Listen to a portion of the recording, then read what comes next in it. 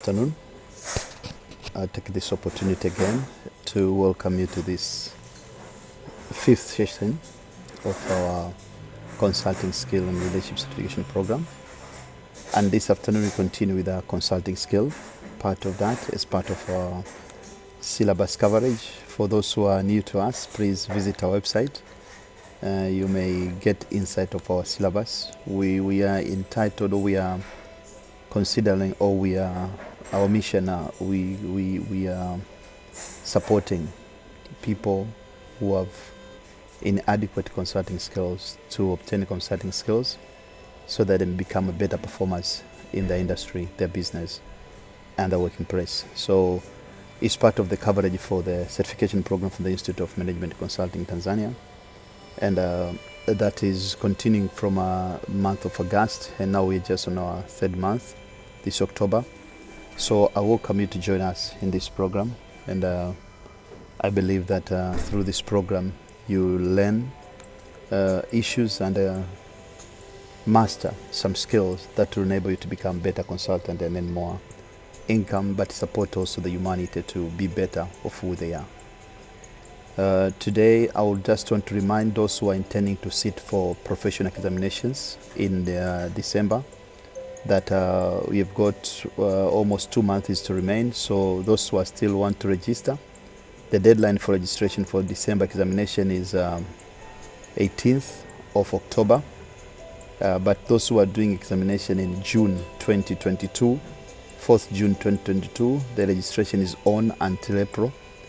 But those who are intending to stretch themselves and use this platform of materials and training program to understand better their consulting skill and be able to assess their capability and ability through the examination. So I welcome you to register. So visit our website and send a registration requirement. Then we'll send you to form and other required materials and other information that might be relevant for you to sit for the professional examination.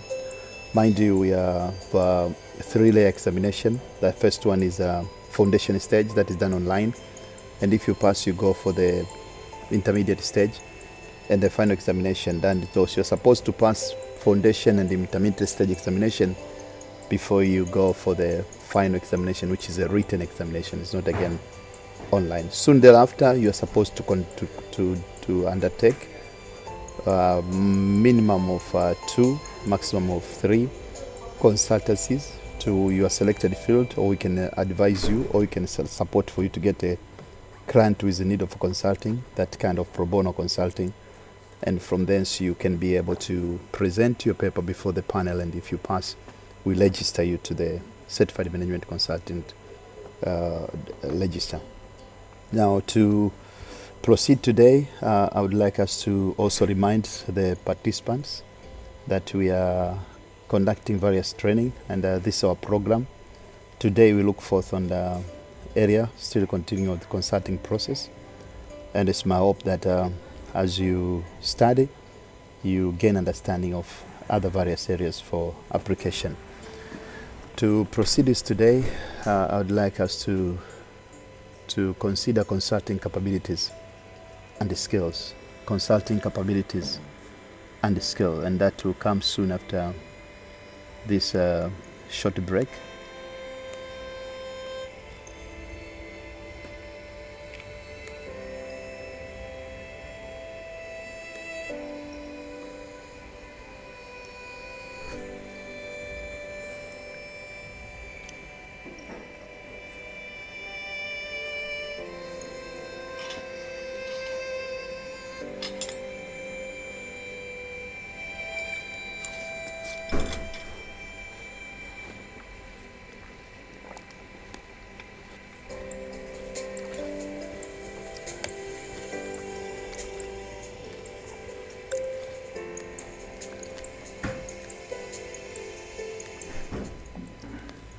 All right. So we're talking about consulting capabilities and the so-called skills. There are major 4 capabilities that a consultant must have, which also you must have. If you're writing up a note, it's very important, take this. Number 1, you must have technical expertise on the subject matter you want to talk about. if you are talking about organizational capacity building, you are talking about training, you are talking about supporting a client perhaps to do the strategy. So you must have the technical expertise. So if you're interested much in consulting and you don't have technical skills on a particular area, you may have some time to develop that skill for maybe 3 to 5 years, and then you become competent and confident on that area. So it's very important. Don't take an assignment which you're not competently capable of undertaking it. But alternatively is for you to work with another consultant who is technically expert in that area and achieve the best out of that. But also working with another consultant, you need to be very confident of that person, because you may end up being frustrated. Number 2 is relationship skill. It's about how to relate to the client. I've been finishing the consulting assignment this afternoon. I've been developing the framework for strategy in one of the organization, and typically relationship brought me better performance on the consulting than even the technical skill itself, because you are doing your consultant work with a human, not animals, not trees. They are people, and these people they need to engage. They need to get engaged. When you start always the assignment, they will become buffered up. They will become muted. But as you go on, develop relationship. Sometimes it's good even to go for outing together, but maintain your professionalism and also be objective. Don't cross the borders. But relationship is core to the consulting skill. Number 3, develop the engagement management. That is, you need to know very clearly understand with the client about the scope of this task, the methodology, the expectation. That's very important. And lastly is the business acumen. You need to know what business the client in, who are the competitors. Last week we had some presentation concerning the different methodologies that you could use as a consultant to support you to achieve the best strategy consulting assignment. And one of them was trying to understand the client strategy. You remember the Michael Porter model, whereby you look on 5 forces that might affect a company to achieve the best it is to be. This kind of a thing that I'm putting forth for a better reasoning and a better understanding. How do we make sure that the client is aligned to what his expectation is as we perform our consulting work? So these are the 4 capabilities that are critical to any consulting assignment. Just to recall, technical expertise, deal with the nature of the assignment. It might be a strategy. You need to know how to do the strategy work. Perhaps it's better to have a practical experience. I've been in strategy, I've taught strategy, but also I've conducted or I've implemented a strategy for a company. But also relationship skill, I need to emphasize on that. And then engagement management.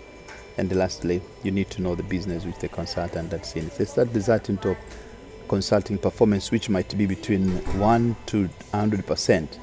Now, the level of percentage, whether high, medium, or low, it will depend on how much you have been able to put up technical expertise, relationship skill, engagement management, and business acumenship. Let's now see the consulting process. Typically, consulting process is about getting the client, increasing number of clients, and keeping the client. That's most difficult. And today we got a client and we had a very good ending, whereby we got even gifts from them, at least a bottle of water and the juice. It was appreciative because we engaged them. We are expert on what we are doing. We created a relationship, but also we are able to showcase our business acumenship of what they're doing. Nowadays it's easier because internet has a lot of information that any consultant can use to showcase his capability and ability and make a difference to the marketplace. Rather than old time, it was hard. I was doing consulting this week in the questionnaire sector, And I never knew questionnaire sector. I knew how the methodology of that assignment, but I never knew how it operates. So I had to go through the internet, asking people to get understanding. So the issue is getting the client. That is relationship skill. That is how do you get the client. I remember an example of Donald Trump in a book called The Art of the Deal. Those people are listening to me now. I ask you to consider buying that book. It's called The Art of the Deal, Donald Trump. It's a very nice book. Forget about what people say about Donald Trump, but he's a really good business acquire. And it's contributed a lot on the knowledge base of the business by looking at practical instances of which what he's doing. And no matter that is sometimes crossing the borders, going to very ritual life part. But in the end of the day, what you can take, and what you can leave, just leave it. So relationship step is clear. And from a perspective of Donald Trump, he said that every person he meets in this world, he get the business card. Then he reserved the business card. And then on an occasional basis, every person has received business card with, you call back to ask you for more assignment, to ask you for more task, to ask you for more consulting work. A second stage is contracting, whereby you intend to contract. And in this, I would like to be very clear that never go for a contracting before the so-called inception. Inception is very important for you to understand what the client really need before you embark into contracting. Many times there has been variation, price variation, time variation, even the cost variation, because of the lack of ability to design a common understanding for what the client would want and what the consultant is expected to do. Number 3 is assess the consulting work, and then start delivering. Then after delivering, obtain feedback. On last part is, now on obtaining feedback does not mean you are answering the question, but you're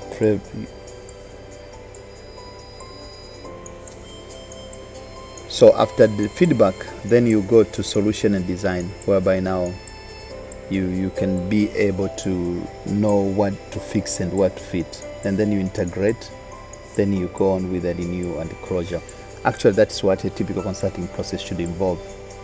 Let's see the element number 1 for the consulting skill, and that is called business acumen or business acumen. You need to see bigger strategic issues before the client. You should be able to define business solutions, possible process knowledge of the function area of business industry sector, can define change management issues, understanding the competitive landscape, provide the relevant skills, strategy, tools, and ideas to the client, use their knowledge and experience to build a strong rapport and a sustainable relationship with the client. Let's see the so-called client development, that is the consultant zone of influence. Where do you get the consultant zone of influence? That is what the next press is talking about. And to get is about getting, growing, and keeping clients. Getting, growing, and keeping clients. Getting, growing, and keeping clients. And that will lead to 4 items which are very important for you to understand, particularly if you're doing the exam. The issue is about promoting your consulting ability, qualifying for your consulting, that is a tendering process perhaps in the client side, and the 4th one is commit and delivering the task. And that we talk about, you promote because you get some leads, that somewhere I can get a client, and then when a client is agreed to talk to you, it's called a suspect. When a client has agreed that you're gonna go to the contracting stage, that is prospect. And when the client you have served the client and it has received the goods, is what we call customer. And the last one is when you are delivering the expectations, and that is the so-called client. So there's a different level. We start with the leads, suspect, prospects, customer, and the so-called clients. So let's see how do we prospect for the client, making a C-level call. Before we proceed, let's have a short break of 2 minutes, then we shall proceed from there.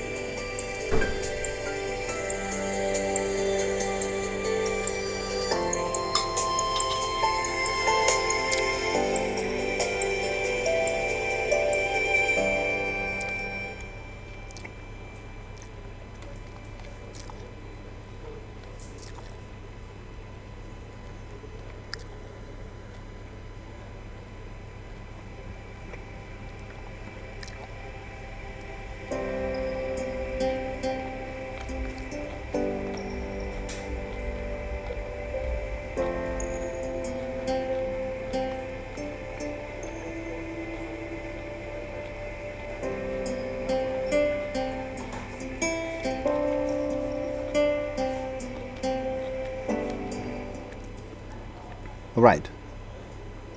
So let's see, how do we make a C-level call? Okay. Number one, enter right to be there. Do your homework. So before you call someone, a client, make sure that you've done your homework by looking on the internet, industry information if there's any, published report if they're available. Understand, don't go without knowing them. Be ready to share something of value first to the client, best practices before you probe. Bring supportive data to back up your claims that, okay, this industry seems to be tangling. Where do you get that information? What can you offer? Think and talk big picture. Don't talk small things. Don't go operational. Be strategic. And then link your conversation to how your solution will address the critical issues that a business is facing or a business is not making a way forward. Now, on relationship skill, this also goes to some 6 levels. Mind you, in this first part, we are looking on the business acumen as part of the consulting skill and process that we are considering. Now, in consulting relationship, building up a strong consulting relationship skill, there are some terminology which are very important for us to understand and be able to reason out, trying to see how clear. Number one is a so-called credibility. Credibility is very common, and we all know that is about speaking the truth, number one. Number two is about saying what you surely do, not just a guessing work. And when you talk, another thing is about value. That is, what kind of value, what do you want to bring to the client? That's very, very critical part of the elements for building the strong consulting relationship. But also the issue of commonality. We'd say that when you go to familiarity brings to the decepts. It's very dangerous to be too familiar with the person, because always will come to contempt, and when contempt enter, that's a big challenge. And also we have got the issue of trust. The client roles need to see the trust. How can he trust you better? How can you start you more? Those kind of the things are there. But there is an issue which you call it decorum. Yeah, and that's also a very important component in the consulting, and that is a kind of decor that you present before a client to make a change or make a difference concerning that. Also, we see that a need for empath, to become empathetical, that is to wear the shoes of your client, and see how can you help the client to get around what he's intending to look into. But further to that, there's an issue of empath, that feeling like what the client feels, and not only feeling but also taking the shoes, wearing that. There's an issue of decorum, and an issue of commonality. We shall also explain further on decorum in course of this presentation this afternoon, so that a better understanding can be achieved for all of us on the issue of what the decorum is representing as part of our consulting role.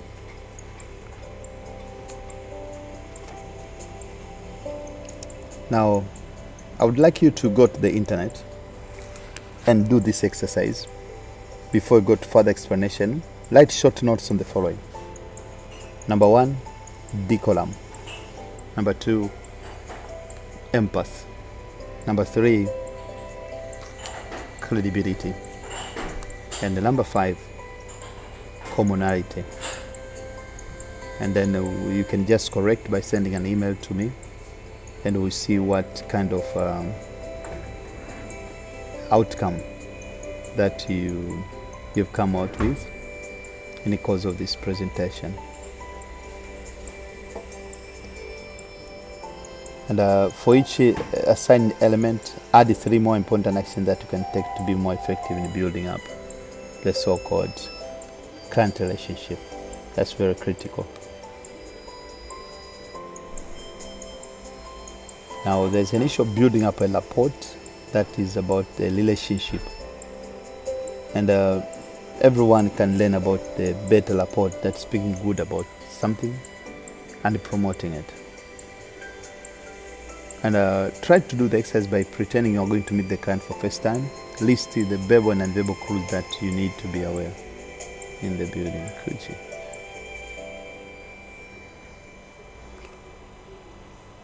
Another skill that's very important is listening and probing. That's a critical skill also on listening and probing. Because in the end of the day, you want to get the best solution to the client. And to get a best solution, you need to be conversant of really what the source of the problem, the magnitude, to avoid the embarrassment that what you are suggesting, perhaps the client already knew it or is just working on that. So before you can solve client problem, you have to answer some question. Number 1, do I actually know the client issues? Do I really understand it? Does the client know what I know, his or her issue? Does the client know that you know his or her issue? Does the client know? That's a kind of a question. Listening and probing are tools needed to answer this question. That's what you can go deep on. Let's see some barriers of listening, this part of exercise. Number 1, individually think of a recent situation, business or person where you lack listening caused the problem. Yeah. Many times we interrupt when someone is speaking. I've learned this nowadays as a consultant. You may say, okay, I want some few money. Normally when you are bargaining for the fee, you keep quiet, not to talk the figure. Then that man said, oh, maybe we think about giving you some 20. Before you finish, I say, but you know the work is this, and the. So he stopped it, and I missed that good money instead of the 20 what dollar I got just one. So many times it's good to speak only when need be, unless you're doing consulting that is training, but also don't overskip going to something which are not relevant to the